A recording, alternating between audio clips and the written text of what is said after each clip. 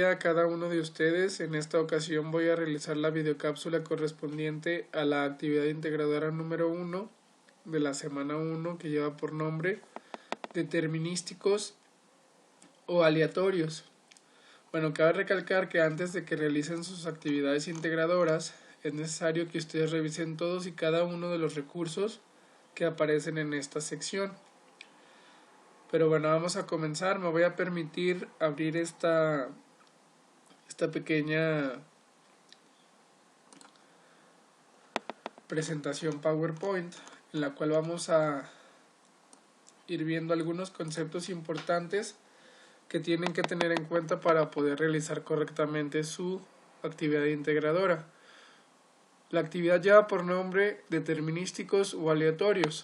Entonces voy a pasar a la siguiente diapositiva, donde tenemos una introducción, la cual nos dice: existen dos maneras para clasificar los sucesos que analiza un investigador en estadística.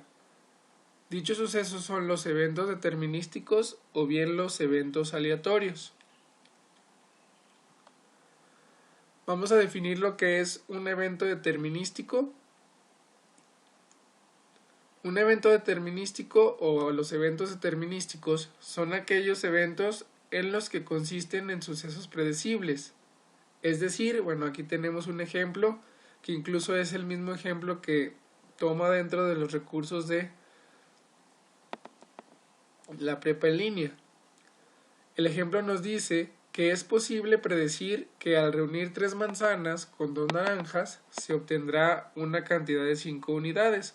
Pues sí, esto es claro, ya que si nosotros sumamos 5 manzanas más 3 naranjas, a pesar de que son dos cosas diferentes las que estamos sumando, podemos decir que son 5 unidades. Entonces, tomando en cuenta este ejemplo, ¿cuáles son las características de los eventos determinísticos? Las características son las siguientes: que este tipo de eventos no varían si lo hacen diferentes personas en diferentes momentos o lugares, y que el resultado siempre será el mismo. Pues sí, ya que si me regreso al ejemplo, es decir, ahorita yo les digo a ustedes, si sumamos 5 manzanas más 3 naranjas, el resultado es 5 unidades. Si el día de mañana le ponemos este mismo ejemplo a un niño, a una niña, también obtendrá el mismo resultado, independientemente del lugar o del momento en el que se haga. Es por eso que siempre un evento determinístico obtendrá el mismo resultado, y dentro del nombre lo lleva implícito, ya que dice eventos determinísticos, o sea que se pueden determinar, ya que el resultado será siempre el mismo. Entonces ahora vamos a pasar al siguiente tipo de evento, que son los eventos aleatorios. Estos eventos son aquellos en los que consisten en sucesos donde podemos estimar su resultado, pero no podemos saber con precisión el mismo.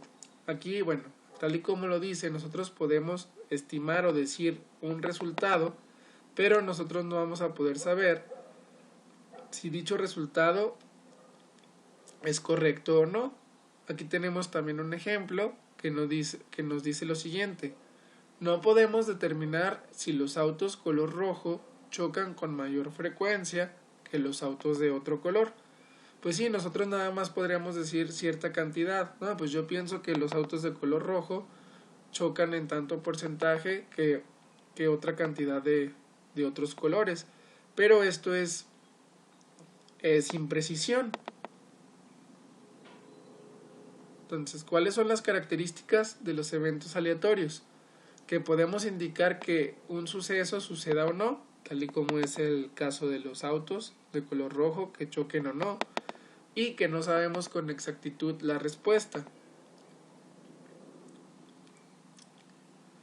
Para estos eventos, bueno, nosotros podemos analizarlos, los eventos aleatorios. Aquí, bueno, existen 3 formas para organizar el análisis de los eventos aleatorios.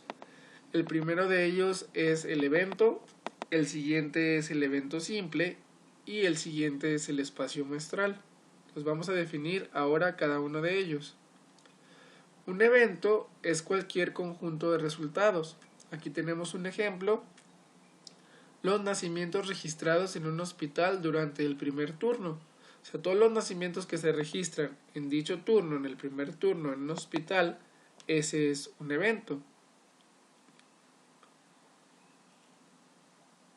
Un evento simple es un resultado que no puede desglosarse en eventos simples. Ahorita vamos a ver un ejemplo, que el primer nacimiento sea niña, aquí entre paréntesis aparece F de sexo femenino, o que el segundo nacimiento sea niño, y entre paréntesis aparece la M, que es de masculino. Y finalmente, vamos a definir lo que es el espacio muestral. El espacio muestral está compuesto por todos los eventos posibles, o bien podemos decir que son todos los resultados que ya no pueden desglosarse más. Aquí tenemos un ejemplo donde tenemos un conjunto de diferentes eventos, donde se fijan, tomando el mismo ejemplo que tomamos de los nacimientos en un hospital, ya sea niño o niña, tenemos diferentes eventos donde el primero es femenino, luego femenino, masculino, luego tenemos femenino, masculino, luego femenino, masculino, después tenemos masculino, femenino y femenino, luego masculino, femenino y masculino, luego masculino y femenino, y por último masculino y masculino. Entonces, si se fijan, este es un conjunto de todos los eventos posibles. Entonces, a eso se refiere con lo que es en estadística al espacio muestral. De igual manera, existen métodos para calcular la probabilidad de un evento. Nosotros ya acabamos de definir qué es un evento. Y aquí tenemos a manera de introducción lo siguiente. Con los eventos aleatorios podemos calcular la probabilidad de que suceda un evento específico. Para ello hay 3 métodos que se utilizan en estadística para realizar dicho cálculo. Los métodos que les acabo de comentar son el método de frecuencias relativas, el método clásico y el método de probabilidad subjetiva. A continuación vamos a ir viendo cada uno de ellos. El primer método, que es el de frecuencias relativas, consiste en calcular la probabilidad de que suceda un evento teniendo registros previos. Y también podemos decir que este método asume que tales registros son correctos y calcula la probabilidad de que suceda en el futuro un evento específico.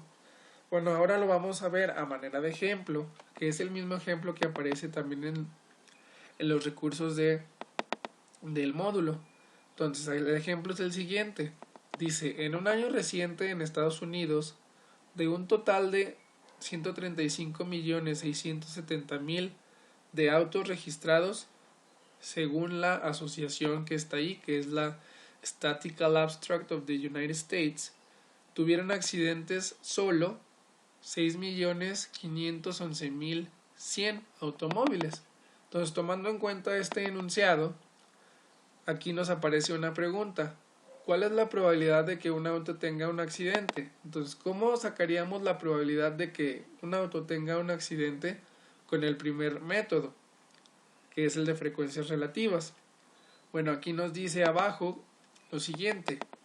La solución por medio del método de frecuencias relativas es la probabilidad de que un auto tenga un accidente es igual al número de automóviles accidentados entre el número total de automóviles. O bien, visto ya de manera más fácil, por medio de una fórmula, sería la siguiente, donde tenemos que la probabilidad del accidente es igual al número de automóviles accidentados entre el número total de automóviles. O bien, ya con datos, sería, es decir, la probabilidad de un accidente es igual a el número de automóviles accidentados, que es el número que nos proporcionó la diapositiva anterior, fue 6.511.100. Y ese resultado, ese número, lo vamos a dividir entre el número total de automóviles, que el número total de automóviles que también nos proporcionó en la diapositiva anterior en el enunciado, son 135.670.000. Entonces, si nosotros hacemos esta operación, nos da como resultado 0.047. Entonces, lo anterior quiere decir que la probabilidad de que un automóvil tenga un accidente es del 0.047%. Entonces, así es como trabaja este tipo de, o este primer método, que es el de frecuencias relativas. Entonces, como ven, está muy sencillo. Ahora vamos a verificar lo que es el método clásico. Que bueno, el método clásico consiste en aceptar que todos los eventos tienen la misma probabilidad de ocurrir. Entonces, tomando en cuenta eso, vamos a la siguiente diapositiva y vemos lo siguiente. Tenemos el siguiente ejemplo donde nos dice determinar la probabilidad de que exactamente 2 de los 3 nacimientos registrados en un hospital sean varones. Fíjense que, bueno, aquí nos dice exactamente 2 de los 3 nacimientos. Entonces vamos a resolverlo de la siguiente manera. Dice, para resolverlo, primero es necesario identificar correctamente el espacio muestral. Nosotros ya habíamos visto que el espacio muestral es un conjunto de eventos. Y bueno, tomando en cuenta esto, ahorita lo vamos a... Este sería el espacio muestral de nacimientos registrados durante el primer turno de un hospital. Entonces, vean que tenemos la siguiente tablita, donde tenemos 3 columnas. En la primera de ellas aparece el primer nacimiento, en la segunda columna el segundo nacimiento y en la tercera columna es el tercer nacimiento. Entonces aquí aparecen, son 1, 2, 3, 4, 5, 6, 7, 8 nacimientos en cada uno de ellos, en la primera, segundo y tercero. Entonces, tomando en cuenta eso, si se fijan aquí, bueno, es niño, niño, niña, y así sucesivamente van cambiando los valores. Entonces ahora, tomando en cuenta eso, bueno, aquí nos dice la siguiente diapositiva. El espacio muestral consta de 8 diferentes combinaciones. Ya les dije cuáles fueron las combinaciones. Bueno, si me regreso a esta, vean que son, a esta, sería 1, 2, 3, 4, 5, 6, 7, 8. Son 8 combinaciones por cada uno de los 3 nacimientos que aparecen aquí. Y nos dice, y solo 3 responden exactamente a la probabilidad buscada. Exactamente 2 de los 3 nacimientos registrados sean varones. Entonces estamos buscando que de esta tablita que acabamos de ver, que exactamente nada más 2 sean niños de estos 3. Aquí tenemos por ejemplo, de estos 3, que 2 exactamente sean niños. Ahorita lo vamos a ver en la siguiente diapositiva y así sucesivamente. Entonces, de estos 8 posibilidades, aquí en la diapositiva anterior dice, solo 3 responden exactamente a la probabilidad buscada. ¿Por qué solo 3? Vamos a verificar que así sea, que son estos 3 que señalo con esta flecha. Aquí, si se fijan en este, es niño y niño. Entonces aquí son 2 exactamente de los 3, ya que el siguiente nacimiento es una niña. En el siguiente, de igual manera, tenemos un niño y luego después una niña y luego un niño. Entonces exactamente ya tenemos 2 nacimientos, que sería este y este, que son niños de los 3 que tenemos. Y finalmente ya que el primer nacimiento es una niña, el segundo nacimiento es un niño y el tercer nacimiento es un niño. Entonces exactamente tenemos 2 niños en un nacimiento.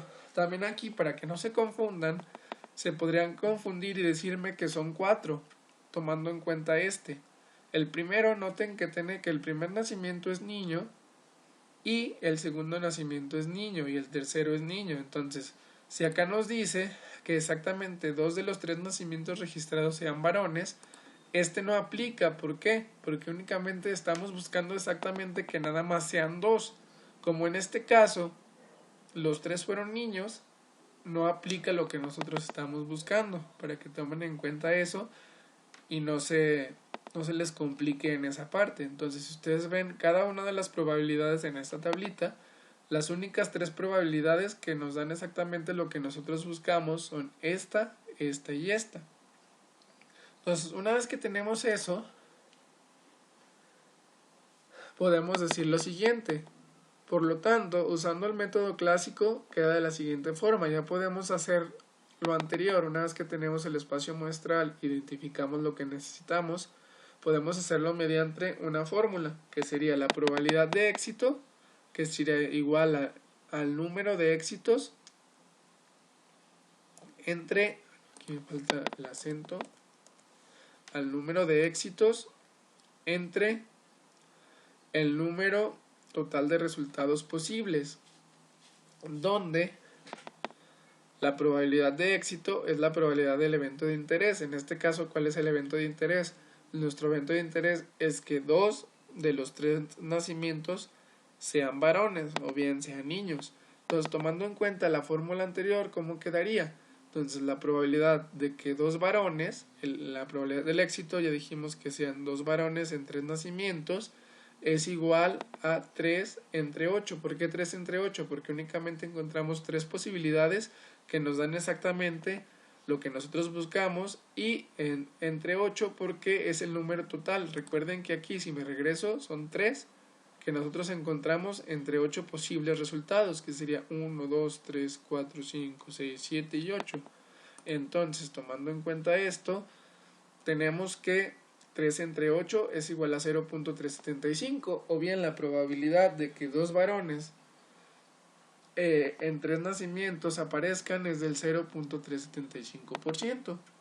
A eso se refiere con el método clásico. Como pueden ver, también está muy sencillo, nada más hay que ver cómo trabaja y bajo qué condiciones se utiliza. Y finalmente, el método de probabilidad subjetiva, que este es el que es un poquito más...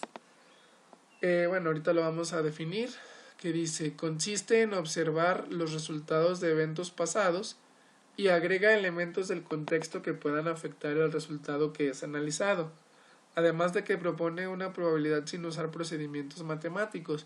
Pues sí, aquí básicamente nada más es este tipo de probabilidad se utiliza de acuerdo a nuestra experiencia o a lo que nos haya pasado o no en referente a ello. Ahorita lo vamos a ver. Tenemos el siguiente ejemplo que nos dice la pregunta: ¿cuál es la probabilidad de quedar atrapado en un elevador? Bueno, aquí nos dice, por ejemplo, en estos casos no hay datos previos, tampoco podemos calcular un espacio muestral.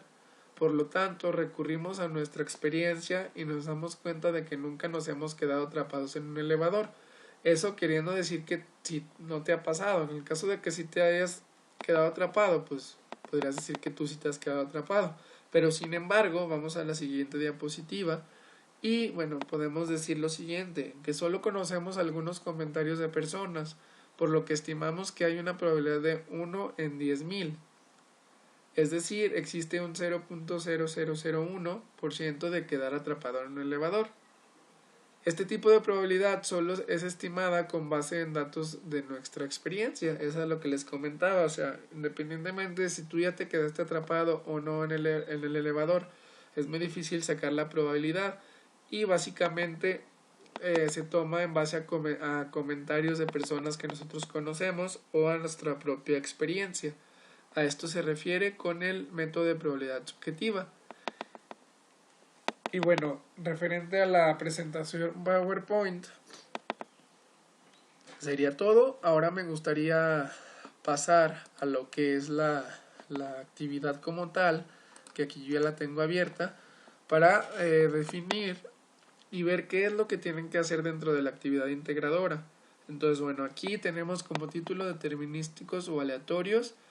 Y bueno, aquí nos dice como puntos que esta actividad es necesario que hayas revisado los primeros 4 temas de la unidad, que aquí aparecen cuáles, y ya que ahí encontrarán los referentes teóricos que te permitirán realizar esta actividad.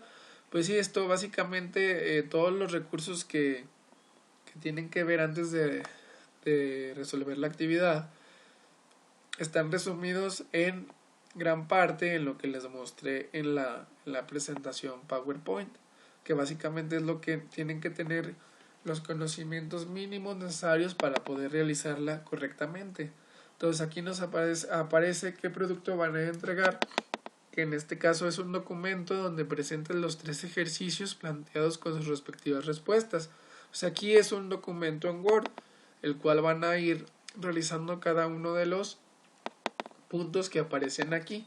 El primer punto nos dice, en el primer ejercicio anotarás en una tabla 6 intentos en los que lanzarás un dado. Aquí, como pueden ver, dice primera tanda y segunda tanda en esta tablita que les aparece, y luego aparece intento y luego del número 1 al 6, ya que aquí nos dice que serán 6 intentos. Y luego lo dice, la llenarás también con el número que pronostiques caerá y el que realmente cae cuando lanzas el dado. Realiza estos dos en 2 tandas de 6 cada una, por eso es que aparece primera tanda y segunda tanda. Entonces básicamente esta tabla está dividida en intento, el número que crees que caerá en el intento y el número que realmente cayó. Es decir, yo voy a agarrar mi dado y yo digo, en el intento 1 yo creo que va a caer un 4. Agarro mi dado, lo lanzo y realmente pues tal vez cayó el 6. Entonces si cayó el 6, le voy a poner aquí el número 6. Y así sucesivamente, ustedes van a decir primero qué número creen que va a caer y posteriormente van a lanzar el dado. Y incluso puede ser el mismo que pensaron que haya caído, etc. Entonces esto lo van a hacer en 2 tandas. En la primera tanda de 6 intentos y en la segunda tanda otros 6 intentos. Una vez que rellenen y completen esta tabla, aquí nos dice, después de realizar la actividad responde, ¿se trata de un evento aleatorio o determinístico? Bueno, nosotros ya en la presentación PowerPoint acabamos de verificar y de definir cada uno de esos eventos. Ustedes ya deben de identificar si fue aleatorio o determinístico y decir por qué. En donde nos dice por qué, aquí es necesario que ustedes argumenten y mencionen el motivo por los cuales dicen que el evento es aleatorio o determinístico. Es muy importante que lo expliquen. Y luego la siguiente pregunta nos dice, ¿los resultados eran inciertos o sabías lo que caería en cada intento? De igual manera, al momento de que respondan esta pregunta, es muy importante que la argumenten y la expliquen. Y luego aparece otro punto que nos dice, para calcular la probabilidad de que 2 de 6 intentos caigan impares en una siguiente tanda de 6, suponiendo que ya hicieron la primera tanda y la segunda tanda, ahora supongamos que vamos a hacer otra siguiente tanda de 6. Entonces, para calcular la probabilidad de que 2 de 6 intentos caigan impares en una siguiente tanda, ¿qué método utilizarías para realizar dicho cálculo? Aquí también ya vimos los métodos y vimos ejemplos y lo definimos, que recuerden que es el de frecuencias relativas, el método clásico y el de probabilidad subjetiva. Y aquí también es muy importante que expliquen cuál de los 3 utilizarían y que expliquen, aquí dice, expliquen con detalle, es decir, que argumenten por qué utilizarían dicho método. Y bueno, esa sería la parte número 1 de la actividad. El punto número 2 dice, para el segundo ejercicio necesitarás la ayuda de una persona, ya sea un familiar o un amigo, que viva en otro lugar y que realice la misma observación que tú. Entonces aquí ustedes van a crear en una tabla, van a enlistar 3 vías diferentes donde existan semáforos funcionando. Dice, observa y anota qué color se prende después del rojo. Incluir en la misma hoja los resultados que obtuvo la otra persona que te ayudó. Pues sí, básicamente van a agregar 3 vías en una tablita y van a decir qué color se prende después del rojo. Noten que le están preguntando qué color se prende después del rojo, no qué color sigue después del rojo en la secuencia del semáforo. Entonces es muy importante que identifiquen eso porque generalmente aquí se confunden en la secuencia como está hecho el semáforo, pero aquí nos está preguntando qué color se prende, no qué color sigue. Y luego, bueno, una vez que agreguen esa tablita, que va a ser una tablita similar a la de arriba, donde pongan sus 3 vías, después de realizar esta tabla, van a responder ahora las siguientes preguntas. ¿Se trata de un evento aleatorio o determinístico? Nuevamente van a decir si es aleatorio o determinístico y obviamente van a tener que explicar sus razones o bien argumentar. La siguiente pregunta nos dice: ¿los resultados eran inciertos o sabías el color al que cambiaría el semáforo después del rojo? Que de igual manera, al momento de responder, dependiendo de cuál sea su respuesta, van a definir por qué. O sea, es decir, también van a argumentar. Y finalmente nos dice: la persona que te ayudó a realizar la actividad obtuvo los mismos resultados que tú en las 3 observaciones. Y también aquí es necesario que digan por qué o que argumenten el motivo por el cual. Y bueno, ya finalmente, como punto número 3, al final del archivo, dice: para terminar, incluye en tu archivo los siguientes eventos, donde anotarás si es natural o social y si es determinístico o aleatorio y explicar por qué. Aquí hay diferentes eventos. El primero de ellos es las estaciones del año. El siguiente, el salario mínimo de un trabajador en tu estado. El siguiente, los terremotos. El siguiente evento, personas que se contagiarán de influenza por la próxima temporada de invierno en tu ciudad. Ciclos de la luna llena. Y finalmente, ciudadanos que votarán por el partido en el gobierno en las próximas elecciones federales. Entonces, aquí lo que tienen que hacer en esta línea, bueno, aquí les aparece una línea para que ustedes, por cada evento es necesario que digan si ese evento es natural o social y además si es determinístico o aleatorio. O sea, tienen que poner aquí, por ejemplo, estaciones del año, ya sea, suponiendo que sea, si es natural, pues sería natural y determinístico, natural o aleatorio, o social o determinístico. Es decir, tienen que agregar las dos cosas que se le están pidiendo. Primeramente, si dicho evento es natural o social, y finalmente si es determinístico o aleatorio. Entonces, esto es lo que se tiene que realizar en la actividad integradora número 1. Espero que les haya quedado claro lo que tienen que hacer. Y de igual manera, si tienen alguna duda o comentario, yo estaría al pendiente a través de, ya sea de mensajes de plataforma, del foro que lleva por nombre Aprendiendo Estadística, o bien mediante la aplicación Skype. Entonces, por lo pronto me despido. Saludos cordiales.